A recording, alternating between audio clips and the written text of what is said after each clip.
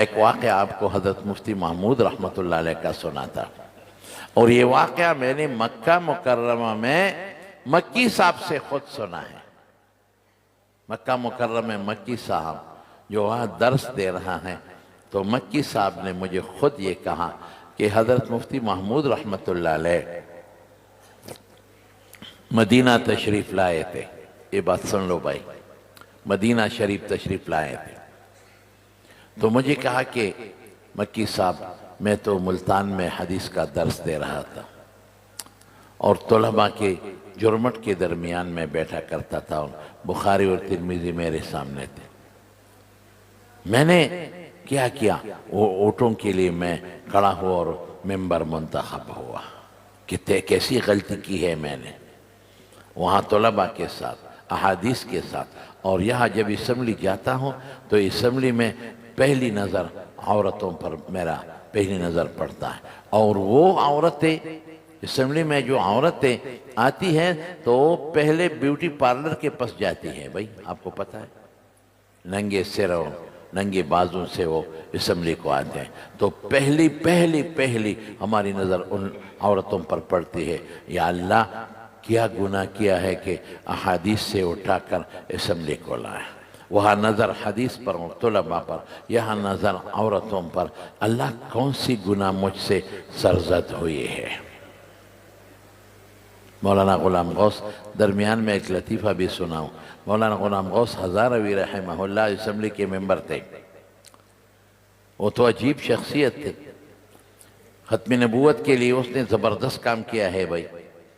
تو اسمبلی میں ایک عورت تھی وزیر، تو کسی نے سوال اٹھایا کہ ہم سوال کرتے ہیں، یہ صاحبہ موصوفہ وزیر صاحبہ ہم حاضری نہیں کرتی اسمبلی میں کہ ہمارے سوال کا جواب دیں۔ تو اسی وقت دن وہ عورت آئی تھی، تو اس عورت چیخی چلائی کہ میں تو اتنی مصروف ہوں، ایک پاؤں کراچی میں اور ایک پشاور میں، کیا کروں میں۔ تو مولانا غلام غوث صاحب اٹھ گئے، اس کہا کہ ہمارے تو مزے ہیں، ہم تو درمیان میں ہیں۔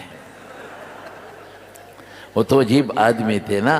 حضرت مفتی محمود، امریکہ کا وفد آیا تھا، اس میں عورتیں بھی تھے،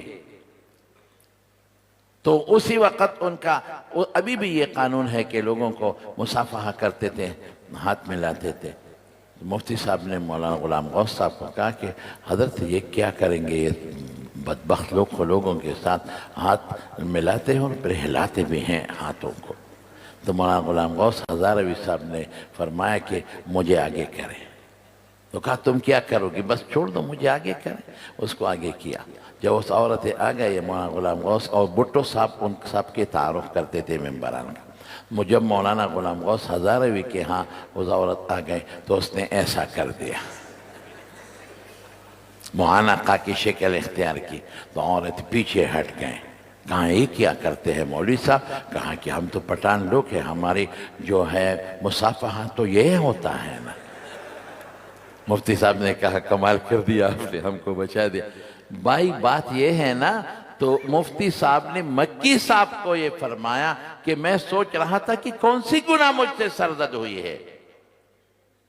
حدیث کے باغیچہ سے اٹھا کر اسمبلی کو لائے، اور پھر اسمبلی میں ہماری نظر کن لوگوں پر پڑتی ہے؟ صبح سویرے، جب ختم نبوت کا مسئلہ پیش آیا، ختم نبوت کا، اور ختم نبوت میں 10-12 ہزار افراد گلی کوچوں میں شہید ہو گئے تھے، لیکن قانون نہیں بدلا تھا۔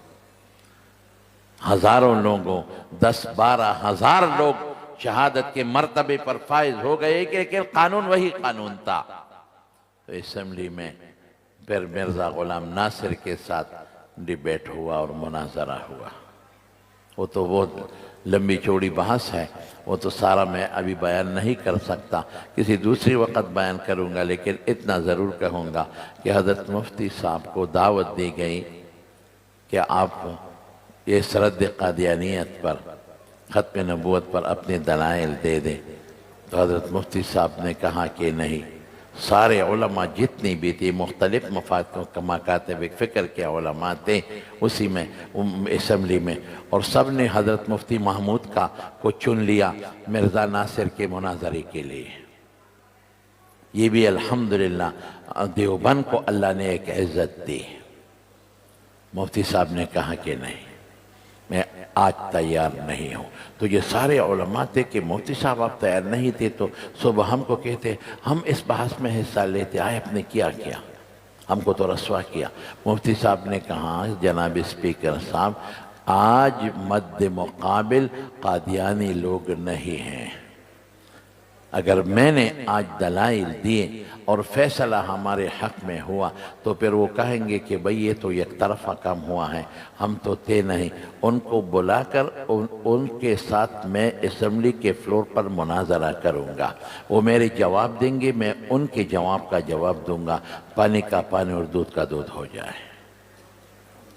دوسرے دن مرزا ناصر آ گیا، ان کے ساتھ وہ کلام بھی ہے، بہت لمبی چوڑی بحث ہے، لیکن الحمدللہ وہ مناظرہ کس نے جیتا؟ مفتی محمود رحمہ اللہ نے۔ اور قانون میں آپ کا جو آئین ہے اس میں لکھا گیا ہے کہ قادیانی خود کو مسلمان نہیں کہے گا، مسلمان کی حیثیت سے وہ ووٹ میں حصہ نہیں لے گا، اقلیت کی بنیاد میں لے گا، اپنی عبادت خانے کو مسجد کا نام نہیں دے گا، مسلمانوں کے قبرستان میں کوئی کسی کو نہیں دفنائے۔ یہ قانون بن گیا۔ یہ کس کی برکت؟ تو مکی صاحب نے کہا کہ مفتی محمود رحمہ اللہ نے فرمایا کہ میرا سوچ آیا کہ بھئی درس حدیث سے اٹھا کر اسمبلی کو جب میں پہنچ گیا وہاں لے جایا گیا مجھے، تو اس ختم نبوت قانون کے لیے مجھے وہاں لے جایا گیا۔ الحمدللہ ابھی بھی آپ کو ایک بات میں سمجھاؤں کہ یہ اغیار لگے ہوئے ہیں بہت زبردست طریقے سے، اور اس کوشش میں ہے کہ یہ ختم نبوت والی قانون اس پہ پھر ترمیم ہو جائے اور قادیانیوں کی کسی بھی چور دروازے سے مسلمان بنا دے۔ تو ہمارے چند علماء 2 3 4 5 جتنی بھی ہوں اسمبلی میں، الحمدللہ ان کا ختم نبوت میں اور دیگر دفاع اسلام میں زبردست کردار ہوتا ہے۔ تو آپ اگر ووٹ دیتے ہیں اسی سوچ پر دیتے۔ مولانا ڈاکٹر شیر علی شاہ صاحب نے فرمایا کہ حضرت مفتی صاحب جب یہ بل پاس ہوا، آئین میں ترمیم ہوئی، تو حضرت مفتی صاحب مدینہ منورہ پہ تشریف لے آئے، ہم نے ان کا استقبال کیا۔ پوری دنیا میں خوشیوں کے ایک لہر تھی اور جشن کا سما تھا۔ حضرت مفتی صاحب مدینہ منورہ تک ہم نے استقبال کیا تو وہ باب السلام سے جا کر رسول اللہ صلی اللہ علیہ وسلم پر وہ اپنا سلام پیش کیا۔ حضرت ابوبکر حضرت عمر رضی اللہ عنہ واپس لوٹ گئے، پھر اندر جا رہے تھے۔ ہم نے کہا حضرت آپ نے تو ابھی حضور پاک پر اپنا سلام پیش کیا، اب جائیں ہمارے ساتھ ذرا آرام کرے پھر آئیں گے۔ کہا نہیں۔ میرے بھائیوں، بات یہ ہے کہ ختم نبوت کے سلسلے میں حضرت مفتی محمود کا زبردست کردار ہے، زبردست کردار۔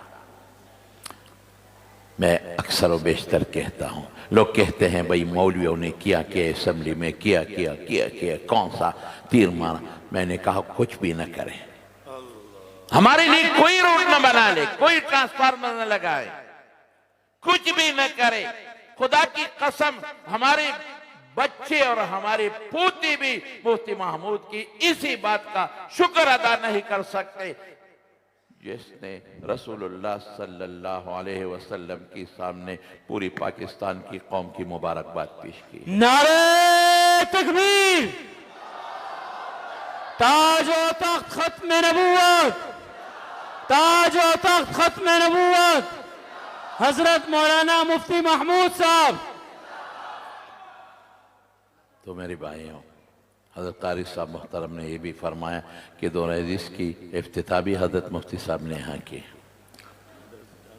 جامعہ کی بنیاد ماشاءاللہ 1980۔ آپ سب سے میری گزارش ہے کہ حضرت قاری صاحب اور جتنے بھی یہاں ہیں، کراچی میں تو اتنے زیادہ जमीयत वाले परवाने हैं कि बड़े बड़े जलसे होते हैं, पता नहीं ये लोग पे वोट नहीं डालते या क्या है। इंशाअल्लाह आइंदा इलेक्शन में मैं ये तवक्को रहूँगा आपसे, और मेरा बहैसियत मेहमान आप पर ये हक भी बनता है कि आप इंशाअल्लाह अज़ीज़ किताब पर रप्पा मारेंगे इंशाअल्लाह।